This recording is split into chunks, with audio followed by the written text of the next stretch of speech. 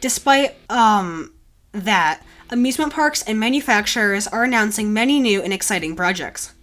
Recent examples of this include Luna Park Sydney's new Intamin single rail coaster, and Indiana Beach receiving Chimera.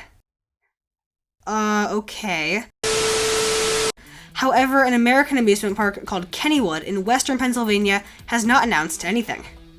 So the question is, when will Kennywood's time come? And when it does, what will they get? Hello everybody, and welcome back to Amazing Coasters. I want to thank all of you for all of the support my channel has been getting, but if you're part of the percentage that's not subscribed, subscribe right now. I only upload quality content. So, back to, Kennywood.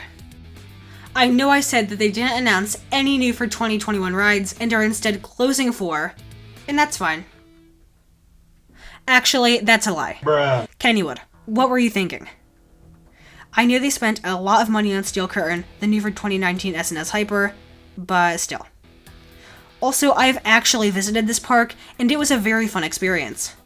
Good rides, good food, good atmosphere, good charm, Phantom's Revenge. What else is good? Theming? Nope. So, yeah. But actually, Kennywood is a good park, and I wasn't really thinking of doing a park review, but if that's something you're interested in, comment that down below as well as any other video suggestions.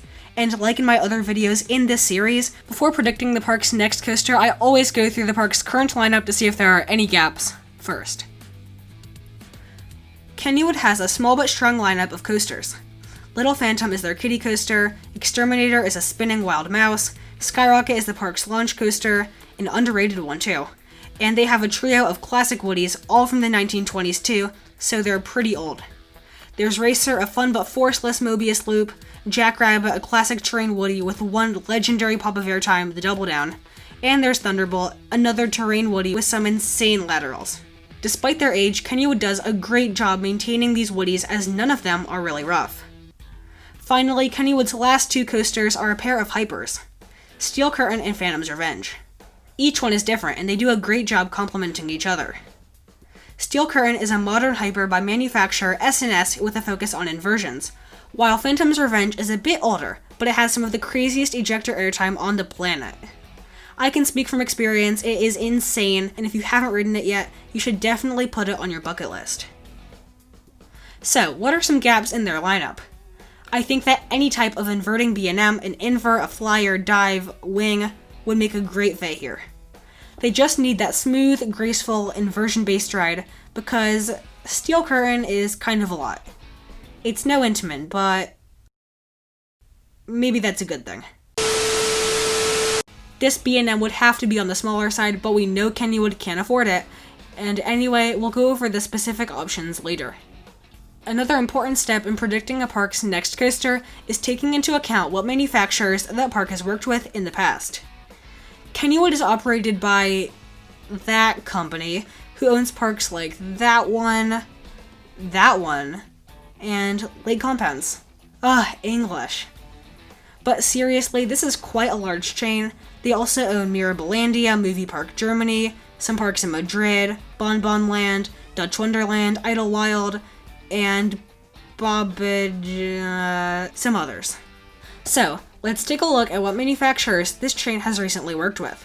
We have S&S, Mauer, Mack Rides, Intamin, they seem to like Gerstlauer a lot, Vekoma, B&M, Premier Rides, and the Gravity Group. So basically, everyone except RMZ. So, with all of this taken into account, what do I think Kennywood's next coaster will be? Like I said earlier, I think a small to mid-sized B&M dive, wing, flyer, or invert would make a great fit here. I think that the flyer would be the best option, just because a dive, wing, and invert are all at parks sort of nearby. Plus, a flying coaster is pretty unique, and a unique coaster at a unique park would be unique. I don't think this park needs any more wooden coasters, but what about another launch coaster? When I think of a launch coaster, 5 models come to mind. 5. Yeah, I know. Skyrocket is a little on the tamer side, so an intense S&S compressed air launch coaster like Max Force, a Mack Multi-Launch, a Vekoma Shockwave, or a Vekoma Bermuda Blitz would be amazing. how amazing would it be if the first new generation Vekoma to come to America went to Kennywood?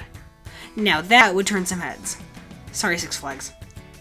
Now, I did say 5 models come to mind, and the 5th is a launched Intamin single rail coaster. Or they could get an RMZ Raptor. Actually, now that I think of it, an RMZ Raptor would be a really good fit here.